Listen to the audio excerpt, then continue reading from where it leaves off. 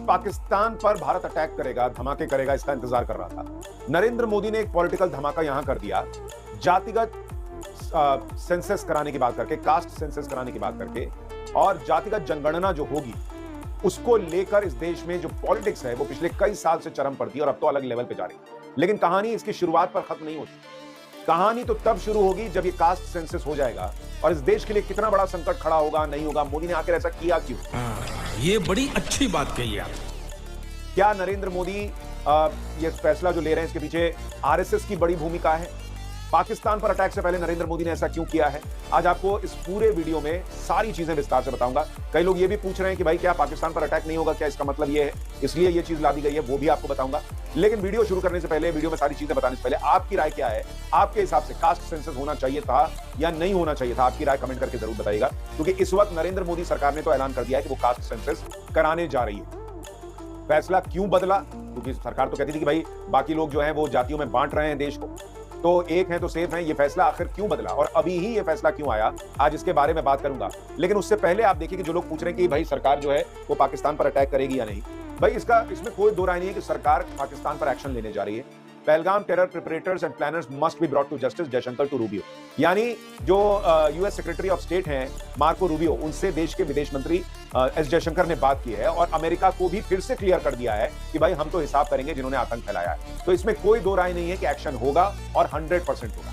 कुछ लोग कह रहे हैं अरे भाई नरेंद्र मोदी तो आज एक बड़े कार्यक्रम में शामिल हो रहे हैं। भाई जब इस तरह का कुछ होना रहता है, नरेंद्र मोदी अपना काम नहीं रोक देते। वो देश के प्रधानमंत्री हैं। मैं आपको दिखाऊं कि इससे पहले भी जब सर्जिकल स्ट्राइक हुई थी 28 सितंबर 2016, 26, 27, 28 तीनों दिन प्रधानमंत्री जो है वो अलग अलग कार्यक्रम में शामिल हो रहे थे।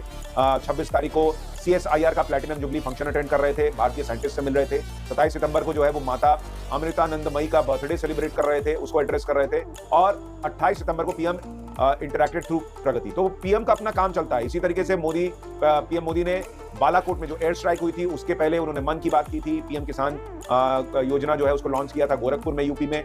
और एक दिन पहले जो है उन्होंने नेशनल वॉर मेमोरियल जो है वो देश को डेडिकेट किया था। तो नरेंद्र मोदी ने एक बार अपना काम कर दिया भाई, उन्होंने सेना को कह दिया जगह तुम तय करो, समय तुम तय करो, ठोक दो। उसके बाद नरेंद्र मोदी जो है वो ऐसा नहीं कि बैठ जाते कि भाई चलो अब हो गया, अब तो जब तक ये नहीं होगा मैं कुछ नहीं करूंगा। देश चल रहा है भाई। हम पाकिस्तान की तरह जो है वो गरीब और फकीर देश थोड़ी है, हमको देश को आगे ले जाना है, तीसरी सबसे बड़ी अर्थव्यवस्था बनाना है। तो इसलिए पाकिस्तान पर एक्शन तो होगा, अब आज होगा कल होगा, ये आपको जल्द पता चलेगा। लेकिन उससे पहले जो बड़ा एक्शन नरेंद्र मोदी सरकार ने यहां पॉलिटिकली किया, तो उन्होंने कास्ट सेंसस का ऐलान किया। अब सबसे बड़ा जोश जो भरा वो राहुल गांधी में भरा कि भाई राहुल गांधी तुरंत जो है उनकी पार्टी कहने लगी कि ये सब राहुल गांधी की वजह से हुआ है। उन्होंने लिखा सरकार तुम्हारी, सिस्टम हमारा। कांग्रेस ने तुरंत क्रेडिट ले लिया कि ये राहुल गांधी की वजह से। हालांकि उनसे कोई नहीं पूछ रहा कि भाई राहुल गांधी तो लोकसभा चुनाव के पहले भी बोल रहे थे, तब मोदी ने क्यों नहीं किया? महाराष्ट्र, हरियाणा, दिल्ली सारे चुनाव जीतने के बाद नरेंद्र मोदी को क्यों याद आया कि चलो हम राहुल गांधी की बात सुन लेते हैं? तो ये राहुल गांधी की वजह से हो गया ऐसा नहीं है, किसकी वजह से हुआ इस पर आगे बात करूंगा। लेकिन चलिए इनको थोड़ा बूस्ट मिला कि भाई राहुल गांधी ने करा दिया। लेकिन आप जब ये कह रहे हो कि भाई नरेंद्र मोदी ने राहुल गांधी के कहने पे कह दिया, तो चलो अब से नरेंद्र मोदी को कम से कम हिटलर कहना बंद कर दो, ये ऑटोक्रेटिक कहना बंद कर दो, ये मानो कि वो विपक्ष की बात सुनते हैं, उनके हिसाब से चीजें करते हैं। कम से कम इतना तो मान लो, दोनों चीज मत कहना कि भाई आपके कहने पे कर दिया लेकिन बात किसी की सुनते नहीं। तो खैर क्रेडिट लेने की इस वक्त होड़ मची हुई है कांग्रेस पार्टी और दूसरों में। राहुल गांधी क्या कह रहे हैं सुनिए, और वो जो कह रहे हैं उसमें बहुत बड़ा खतरा भी है देश के लिए। एक बार सुनिए जरा। हमने कहा था कि कास्ट सेंसस को हम करवा के छोड़ेंगे और हमने ये भी कहा था कि 50% की जो कैप है, जो आर्टिफिशियल दीवार लगा रखे है, उसको भी हम तोड़ के हटाएंगे। पता नहीं क्या हुआ, सडनली 11 साल बाद नरेंद्र मोदी जी कहते थे कि सिर्फ 4 जाते हैं, सडनली कास्ट सेंसस का अनाउंसमेंट किया। हम इसको सपोर्ट करते हैं, पूरी तरह सपोर्ट करते हैं, मगर हम टाइमलाइन चाहते हैं, हम जानना चाहते हैं ये कब तक होगा। और ये एक पहला कदम है। के अब तो सच बोल दे भोसड़ी के। अब राहुल गांधी जो कह रहे हैं उसमें बहुत बड़े खतरे का संकेत मिल रहा है जो आने वाले समय में देश के सामने आकर खड़ा हो। राहुल गांधी जो कह रहे हैं उसमें खतरा क्या है देश के लिए, उसमें देश का सबसे बड़ा नुकसान क्या है और नरेंद्र मोदी के लिए आने वाले वक्त में कितना बड़ा चैलेंज खड़ा होने वाला है, आपको ये बताऊंगा। लेकिन कास्ट सेंसस अगर होता है तो उसके बाद देश का क्या नुकसान होगा, फायदा होगा, नहीं होगा, उसके बारे में आज आपको बताना शुरू करता हूं। भाई राहुल गांधी तो कह रहे हैं कि भाई हमारा सिस्टम है, हमने करा लिया, नरेंद्र मोदी से हाथ पकड़ के करा लिया।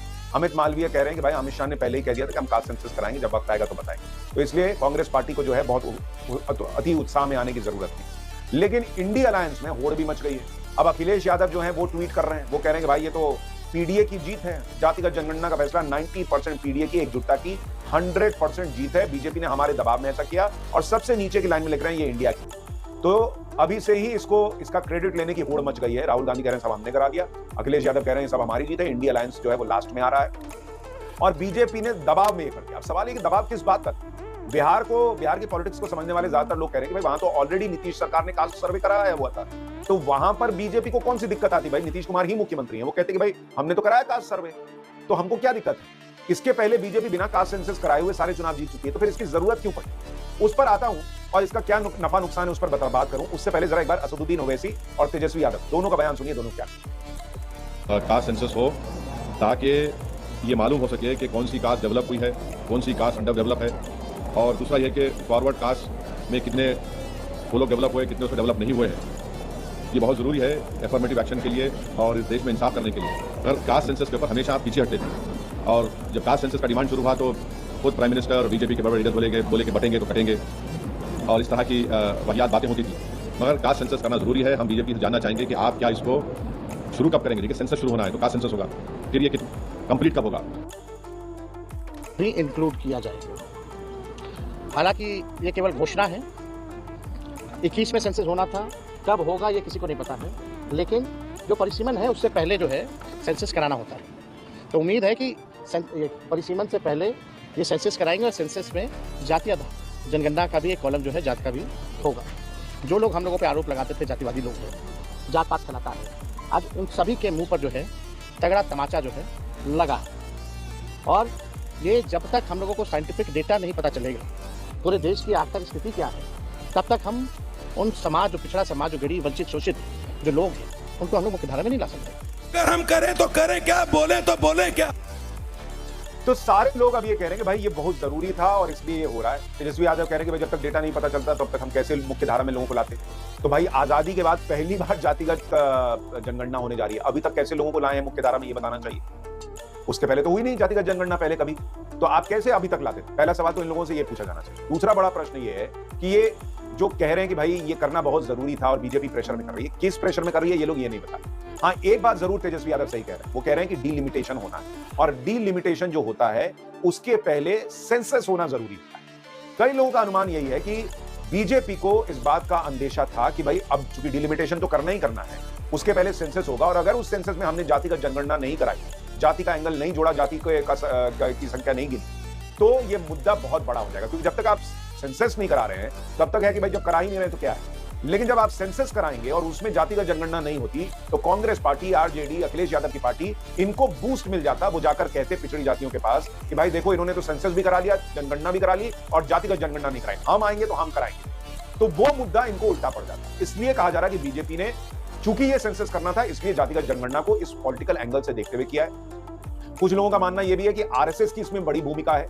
संघ प्रमुख मोहन भागवत, आपको याद होगा, भी कुछ दिन पहले पीएम मोदी से भी मिले थे। शायद कुछ लोगों को ऐसा भी लगता है, जो चर्चा हुई इधर उधर थोड़ी, तो उनका यह भी कहना है कि भाई ये संभव है कि आरएसएस चूंकि जमीन पर काम करती है, उसको ये बात लग रही थी कि अगर सेंसस होगा, जनगणना होगी और जातिगत जनगणना नहीं होगी तो ये बीजेपी को बहुत भारी पड़ सकता है। इसलिए भी संघ की सोच को साथ लेते हुए चलते हुए ये फैसला लिया गया कि चूंकि सेंसस अब और नहीं टाला जा सकता, क्योंकि अगर जातिगत जनगणना करानी थी तो बीजेपी भाई 2021 में कोविड के वजह से सेंसस नहीं हुआ था, 10 साल पे होता है, 2011 में हुआ था, फिर 2021 में होना। तो अगर 2021 में कोविड के बाद नहीं हुआ था तो 22 में हो जाता, 23 में हो जाता, 24 में हो जाता। अभी 25 में कराना, क्योंकि अभी करने में 1 साल के करीब लगेगा और 27 के पहले डिलिमिटेशन होना है, उसकी प्रक्रिया है। तो इसलिए ये वक्त जो है वो चूंकि जरूरी था कि सेंसस हो और पॉलिटिकल नुकसान हो सकता था, इसलिए कई लोगों को लगता है कि बीजेपी ने ये काम किया। लेकिन अभी इसकी घोषणा क्यों की, ये भी बहुत इंपॉर्टेंट है। उस पर उससे पहले जरा आप देखिए कि किस तरह से राहुल गांधी कह रहे हैं कि भाई ये जो सेंसस होगा उसमें बिहार का मॉडल नहीं होना चाहिए। तेजस्वी यादव के लिए बड़ा झटका, क्योंकि तेजस्वी यादव कई बार क्रेडिट लेते हैं कि हमने जो है वो बिहार में कास्ट सर्वे कराया। तो इसलिए अभी से इंडिया अलायंस में मार मच गई है, क्रेडिट लेने की वो तो मैं आपको बता ही रहा हूं। लेकिन बीजेपी क्या कह रही है, जरा एक बार इसको सुनिए, फिर सबसे बड़े खतरे के बारे में आपको बताता हूं जो इस सर्वे के बाद सामने आएगा या इस सेंसस के बाद सामने आएगा। पहले एक बार धर्मेंद्र प्रधान को सुनिए। यह जग जाहिर था, लेकिन 51 में सिस्टम और सरकार किसके हाथ में थी? स्वर्गीय पंडित जवाहरलाल नेहरू जी ने की मत यह जग जाहिर था। अगर बाबा साहेब और बापू ना होते, सामाजिक संवेदनता का कोई विषय नहीं होता, उनकी मन में संविधान सभा की परामर्श नहीं होता, तब देश में आज आरक्षण नहीं होता। क्यों? पहला प्रधानमंत्री पंडित नेहरू जी जातिगत आरक्षण के कट्टर विरोधी थे। ये विरोध केवल बयानों में सीमित नहीं था, उन्होंने उन दिनों में राज्यों के मुख्यमंत्री को पत्र लिख के कहा था गुणवत्ता घट जाएगी अगर जाति आधारित अवसर मिलेगा। तो बीजेपी फिर नेहरू से लेकर अभी तक की बात कर रही है, लेकिन फिर बीजेपी से भी तो पलट के पूछा जाएगा कि अगर आपको लगता था कि जातिगत सेंसस होना इतना जरूरी है, तो भाई जो आपकी सरकार, एनडीए की सरकार तो रही ना 1999 से लेकर 2004 तक, तो 2011 के पहले जो सेंसस हुआ वो 2001 में हुआ। उस समय आप करा लेते जातिगत जनगणना, उस समय क्यों नहीं कराया? तो इसलिए बीजेपी जो अभी कर रही है उसको लेकर सवाल तो कई सारे खड़े हो रहे हैं, और खुद बीजेपी के बहुत सारे समर्थक सोशल मीडिया पे लिख रहे हैं कि बीजेपी ने ये क्या किया, क्यों किया। थोड़ा सा पहले समझ लेते हैं कि जातिगत सर्वे और जातिगत जनगणना में क्या फर्क है, फिर राहुल गांधी जो खतरा पैदा करने वाले हैं उस पर आऊंगा, और नरेंद्र मोदी ने यह फैसला अभी पाकिस्तान पर हमले के पहले क्यों किया इस पर भी बात करूंगा। देखिए, देश में जातियों की स्थिति क्या है पहले उसको समझिए। शेड्यूल कास्ट की जो जातियां हैं वो 1270 है, आबादी का 16.6%, और एसटी जातियां जो है वो 748 है, आबादी का 8.6%। अभी तक ये था कि ये जो जातिगत जनगणना है इसकी शुरुआत हुई थी 1872 में, अंग्रेजों ने की। फिर अंग्रेजों ने साल 1931 में जातिगत जनगणना कराई थी भारत की, जो इस देश की आखिरी जातिगत जनगणना है जो सामने आई। 2011 में जो हुआ वो सार्वजनिक नहीं किया गया।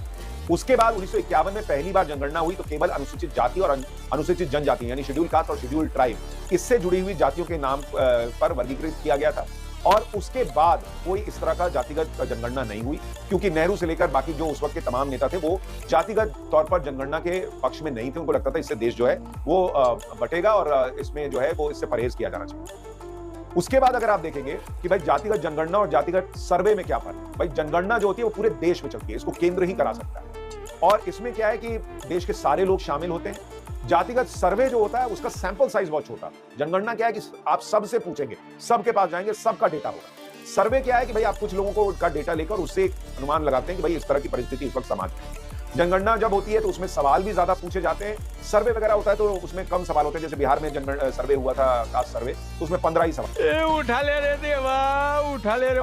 2011 में जब जातिगत जनगणना हुई थी, आप कहिए कि जो जनगणना हुई थी उसमें 29 कॉलम थे, नाम, परिवार के मुखिया, रिश्ता, लिंग, उम्र, वैवाहिक स्थिति, आयु क्या थी, SC ST है कि नहीं, आर्थिक स्रोत क्या है, वर्तमान काम क्या है, बहुत सारी चीजें जो है एक एक डिटेल पूछी जाती है ताकि पता चले कि इस वक्त स्थिति क्या है क्या नहीं है, वो आपको पता चल जाता है। लेकिन अब सवाल ये कि भाई नरेंद्र मोदी ने ये काम अभी किया, इसकी जरूरत क्या पड़ी? भाई देखिए, एक चीज तो जो कहा जा रहा है, जो बहुत जगह जो है वो अलग अलग रिपोर्ट्स में छप रहा है कि भाई कांग्रेस के मुद्दे को खत्म करना एक मकसद था, दूसरा अपना पिछड़ा वर्ग का वोट शेयर बढ़ाना बीजेपी का मकसद था, और बिहार चुनाव में नए मुद्दे की तलाश थी। मैं इससे पूरी तरह सहमत नहीं हूं, ये मेरी अपनी निजी राय है, आप कमेंट करके बताइएगा कि आप मेरी बात से सहमत हैं। बिहार चुनाव में नया मुद्दा इसलिए नहीं मिलता विपक्ष को क्योंकि वहां कास्ट सर्वे हो रखा है, तो मुझे नहीं लगता कि ये कास्ट सेंसस जो है वो बहुत बड़ा मुद्दा बनता। पिछड़ा वर्ग का वोट शेयर बढ़ाना, सिर्फ आप सेंसस करा देंगे इससे वोट शेयर बढ़ जाएगा, मुझे नहीं लगता। नरेंद्र मोदी के साथ पिछड़ा वर्ग वैसे भी जुड़ा रहा है, हाँ वो काम की वजह से जुड़ा था, सेंसस की वजह से नहीं जुड़ा था। कांग्रेस के मुद्दे को खत्म करना, भाई कांग्रेस के लिए मुद्दा अगर था भी तो भाई कांग्रेस 90-99 सीट पे थोड़ी अटकती।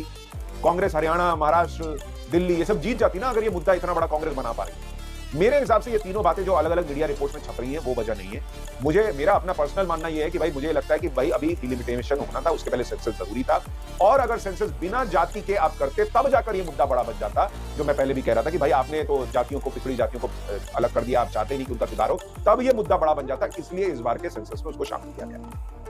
दूसरी बड़ी बात कि भाई आखिर इसी वक्त इसको जो है वो क्यों लॉन्च किया गया, तो कुछ लोग कह रहे हैं कि भाई इसी साल बिहार के विधानसभा चुनाव है इसलिए लॉन्च कर दिया गया इसको अभी पाकिस्तान पर अटैक से पहले। दूसरा, पहलगाम हमले के मुद्दे को डाइवर्ट करना। अब मैं दोनों ही बातों से मैं फिर सहमत नहीं, क्योंकि बिहार में विधानसभा चुनाव है और उसके लिए आपको कास्ट सेंसस का मुद्दा चाहिए, तो भाई अभी पाकिस्तान का मुद्दा जो है वो 15 दिन, 20 दिन, 1 महीने में तो खत्म हो जाता, फिर आप करते। अगर आपको लगता है इससे बिहार में फायदा मिल सकता था तो आप उसको उसके बाद उसको कर सकते थे। वजह मुझे लगता है ये नहीं है। दूसरी बात कि पहलगाम हमले के मुद्दे से डाइवर्जन की जरूरत क्या है? इस वक्त ऑलरेडी देश इंतजार कर रहा है कि भाई पाकिस्तान पर अटैक कब हो। ये बड़ी अच्छी बात कही आप। तो या तो आप कहिए कि वो अटैक ही नहीं होना इसलिए आया है, लेकिन सबको पता है कि वहां पर तो एक्शन होना है, तो फिर इसको अभी लाने का मतलब क्या है? बहुत सारे लोगों को जो थोड़ी बहुत चर्चा में समझ में आ रहा है, और जो मुझे लगता है शायद ये वजह भी हो सकती है कि बीजेपी की जो पॉलिटिक्स है वो सहज नहीं है इस जातिगत जनगणना को लेकर। क्योंकि आप देखेंगे तो बीजेपी हमेशा कहती रही है कि भाई बटेंगे तो कटेंगे। तो इस असहज निर्णय को लेते हुए ये समय उसके लिए सबसे मुफीद था पॉलिटिकली, क्योंकि अभी इसकी चर्चा 1-2 दिन होगी और फिर पाकिस्तान पर अगर एक्शन हो जाएगा तो सारी चर्चा उधर चली जाएगी। और उसके बाद विपक्ष भी जो है अभी इसको लेकर कि भाई कब करा रहे हैं, कैसे करा रहे हैं, क्यों नहीं करा रहे, इसमें क्या कर रहे हैं, नहीं कर रहे हैं, राहुल गांधी कह रहे हैं हम बताएंगे कैसा फॉर्म होना चाहिए, वो ये सारी चीजें अभी जो है वो बह जाएंगी पाकिस्तान पर जब एक्शन, और वो तो होना ही होना। इसलिए मुझे लगता है ये टाइमिंग चुनी गई ताकि ये काम भी हो जाए और इसके लेकर चर्चा भी बहुत ज्यादा बहुत दिन तक ना हो, और जो काम होना है वो हो जाए। लेकिन अब आते हैं उस बहुत बड़े संकट पर जो लगता है मुझे अभी खड़ा नहीं होगा, आने वाले समय में खड़ा होगा। सरकार ने यह निर्णय तो ले लिया कि जातिगत जनगणना कराई जाए, लेकिन मेरा अपना पर्सनल मानना यह है कि ये आने वाले वक्त में बड़ा संकट खड़ा करेगा, क्योंकि राहुल गांधी और उनका इकोसिस्टम इसी पर नहीं रुके। उन्होंने अभी कह दिया कि ये पहला स्टेप है, हम तो जो आरक्षण का 50% का कैप है उसको तोड़ेंगे। अब जब आप इसका डेटा ले आएंगे कि जातियों की स्थिति क्या है, और आप भले कहते रहेंगे कि हम इसको मान लीजिए एक सेकंड के लिए मान लीजिए कि सरकार का कि हम इसको सार्वजनिक नहीं करेंगे क्योंकि हम चाहते हैं कि इसका पॉलिटिकल इस्तेमाल ना हो, हम अपनी नीतियों को बनाने के लिए इसका इस्तेमाल करें। क्या आपको वाकई लगता है कि राहुल गांधी और जो पूरा इकोसिस्टम बैठा हुआ है नरेंद्र मोदी को कुर्सी से उतारने के लिए, वो इस पर चुप बैठ जाएगा? गजब बेइज्जती है। वो चुप बैठ जाएगा कि हाँ ठीक है आप सार्वजनिक मत कीजिए? मुझे लगता है इसको लेकर बहुत बड़ा बवाल खड़ा होगा। और अगर आपने सार्वजनिक किया तो फिर नेक्स्ट बवाल खड़ा होगा, वो बवाल खड़ा होगा कि भाई फलाने जाति को फलाने के हिसाब से आरक्षण दो, और फिर वो 50% का क्रॉस वो जो लिमिट वो तोड़ने की मांग है। और फिर जो जनरल कैटेगरी के लोग हैं वो कहेंगे कि भाई हम कहां जाएं, हम क्या करें, और इस देश में क्या 70% 80% जो है वो रिजर्वेशन चलेगा? तो बहुत बड़ा संकट जो है वो आने वाले वक्त में खड़ा हो सकता है, जिसकी मतलब एक तरीके से कहिए कि नींव अभी पड़ गई। अब आने वाले वक्त में उससे कैसे टैकल किया जाएगा, उसको कैसे हैंडल किया जाएगा, मुझे नहीं पता। हो सकता है सरकार ने इसके बारे में कुछ सोचा हो जो हम और आप नहीं जानते, लेकिन मुझे लगता है कि ये एक बहुत बड़ा संकट जो है उसकी तरफ बढ़ने का पहला कदम। अब उसको कैसे हैंडल करना है नरेंद्र मोदी और अमित शाह बेहतर जानते होंगे, शायद वो समझ पा रहे हो जो हम और आप नहीं देख पा रहे। लेकिन फिलहाल तो लगता है कि जो हो रहा है उससे बहुत सारे लोग इस देश में अभी खुश नहीं। आपकी राय क्या है, कमेंट करके जरूर बताइए। दोस्तों नमस्कार, वीडियो पसंद आया हो तो लाइक और शेयर करें। ऐसी न्यूज़ देखने के लिए हमारे YouTube चैनल को सब्सक्राइब जरूर करें। धन्यवाद। जय श्री